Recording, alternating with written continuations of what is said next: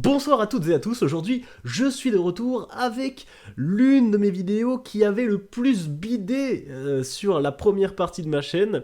Effectivement, en termes de vues, on n'était pas ouf, c'est pour ça que je décide de réitérer l'expérience puisque je suis en fait un malade mental finalement. Sur certaines vidéos, je vous demandais quelques petits questionnaires, des questions assez étranges, et certains d'entre vous avaient eu la curiosité de cliquer sur les questionnaires en description.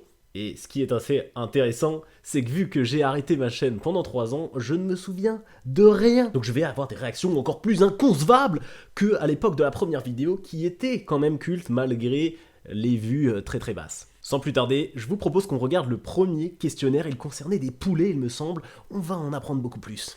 Comme d'habitude, la première question, ça je m'en rappelle, c'était toujours pour ou contre. Et bien là, c'est donc pour ou contre l'expansion semi-urbaine des poulets élevés en plein air. Il y a quand même 64,7% de pour, logique, vive les poulets, effectivement, les poulets sont plutôt appréciés. Quels sont les enjeux politiques de cette affaire? C'est vrai que je me demande ça depuis tout à l'heure, donc on va voir. Alors, les deux réponses majoritaires sont le monopole du KFC dans un monde semi-apocalyptique, donc il n'est pas encore totalement apocalyptique, donc il y aura quand même des KFC. Et l'autre, les poulets sont blancs comme par hasard. Comme par hasard. Ah, on va sur un terrain glissant, je préfère passer tout de suite à la question suivante. Quel est le plus gros danger pour la population? Alors là, il y a une division des réponses assez sympathique, mais il y a 3 réponses qui reviennent en grande majorité. Les plus gros dangers, ça serait la révolte des poulets de plein air, mais encore plus la révolte des immeubles de 5 étages et plus. Effectivement, ce sont des créatures un peu plus dangereuses que les poulets. Et enfin, Éric Zemmour, mais putain, il revient tout le temps, c'est un cauchemar. Je n'assume pas du tout ce questionnaire. Ah, c'était il y a 3 ans, vous savez, j'étais jeune, on fait tous des erreurs. Selon vous, quelle est l'origine de ce conflit? Alors ça, c'est ma partie préférée, puisqu'on va découvrir les réponses que vous avez vous-même écrites, et souvent, vous êtes des petits malins. Je pense que c'est Cyril Hanouna le responsable, puisqu'il a présenté l'œuf ou la poule. Alors je ne connais pas cette émission, mais je connais Merde au Nutella, qui est une bien meilleure émission. Merde ou Nutella. Merde ou Nutella. Merde ou Nutella. Ouah, alors là, il y a un pavé d'une taille très très conséquente. Moi je dirais que c'est le coq sportif. Et il y avait un t-shirt coq sportif dans ma dernière vidéo réaction d'il y a 3 ans. Vous avez vu, j'ai une mémoire d'éléphant, ou plutôt de poulet. Pourquoi ne pas autoriser de se rendre aux Jeux Olympiques tant qu'on y est, hein? Une indifférence! Une indécence, pardon, je ne sais pas lire. Une indécence! Moi je suis quelqu'un de révolté, et je vous le dis, je ne suis vraiment pas content! Pourquoi en France, il y a encore des débats et des révolutions? Bah je vais vous le dire, c'est la faute des macronistes qui soutiennent Mélenchon dans un conflit dénué de sens. Liberté pour les poulets! Liberté pour les poulets! Lololo, lololo, cordialement JP! C'est une réponse incroyable. Je n'ai pas grand chose de plus à dire si ce n'est que j'avais un t-shirt Le Coq Sportif dans ma dernière vidéo réaction. La poule ne doit en aucun cas venir en ville, car j'ai la flemme de finir ma phrase. Eh bien, j'ai la flemme d'avoir une réaction et de mettre ça dans le montage. La synthétisation hypothétique de la violence des cachalots envers les marmottes de mer, eh bien, c'est un sujet qu'on traitera dans une prochaine vidéo, mais pour l'instant, je galère à prononcer le premier mot synthétisation. En fait, ça va. Je suis personnellement toujours Thibaut Gamp. Le ninja est de retour, il se camoufle toujours aussi mal. Nous allons tout de suite passer au deuxième questionnaire, car ce questionnaire sur les poulets m'a donné faim et j'aimerais tout de suite passer à autre chose. Donc, je vous parlais justement de bid sur ma chaîne, et bien là, il n'y a que 4 réponses, donc ça va être assez vite expédié. Alors, bien sûr, on a fait un diagnostic très personnalisé pour ces 4 personnes. Quel était donc votre charisme avant? Il y a moyen, un charisme très très charismatique, j'avais un charisme de pangolin et réceptionniste. Alors, c'est effectivement... La vidéo a un petit peu mal vieilli parce qu'à l'époque, on était en 2020, le pangolin était très très célèbre et maintenant il a la popularité de Grimm, donc ça a bien descendu. C'est bon. Quel est votre charisme maintenant? Donc, moyen, c'est toujours moyen, le charisme très très charismatique, c'est toujours la même chose, sauf que là, il admet qu'il est très inventif. Il y a charisme Benzema et il y a chirurgien. Donc là, on a des petites évolutions quand même. Du coup, comment avez-vous augmenté votre charisme?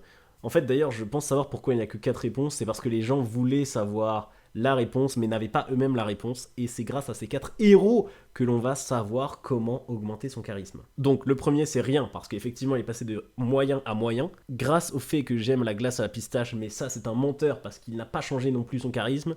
Et enfin, les deux réponses qui nous intéressent. Je l'ai écrit en police 16 au lieu de 12.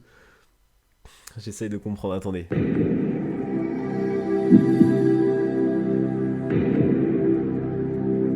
Ah oui, parce que la police 16 est plus grande que la police 12.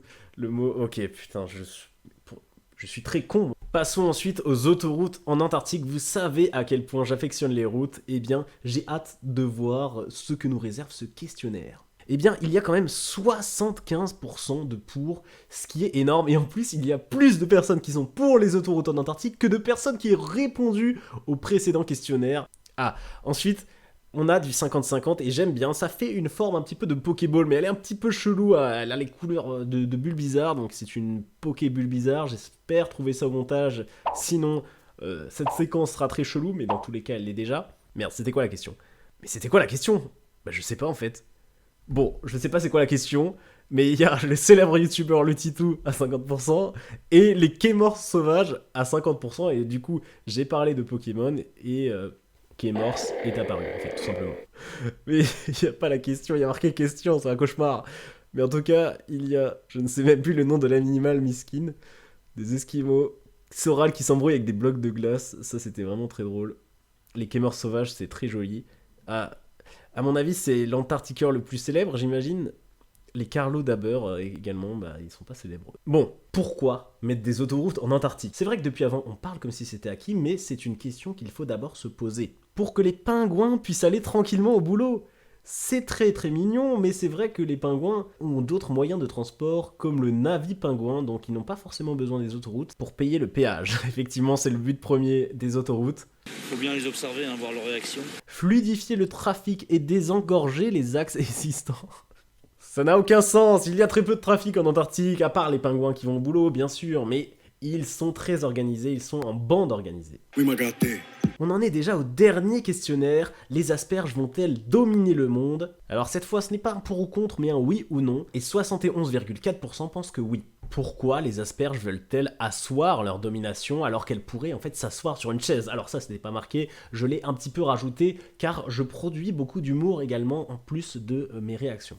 Parce que rester debout c'est chiant, parce qu'elle en a marre d'être debout. Ce n'est pas facile d'être tout le temps debout pour une asperge. Effectivement, vous avez un petit peu joué sur le mot asseoir. Vous l'avez mieux fait que moi qui ai fait une blague plutôt bancale précédemment pour nous asperger de leur charisme. Et voilà, de l'originalité et de la sensualité un petit peu dans ce monde de fantasy. Et enfin, dernière question, les asperges vont-elles réussir à dominer le monde? Je ne comprends pas trop la différence avec la première question. J'étais peut-être con à l'époque, ça ne se reproduira plus. Oui, à 100% pour la majorité des personnes, ce sont des merdes intégrales.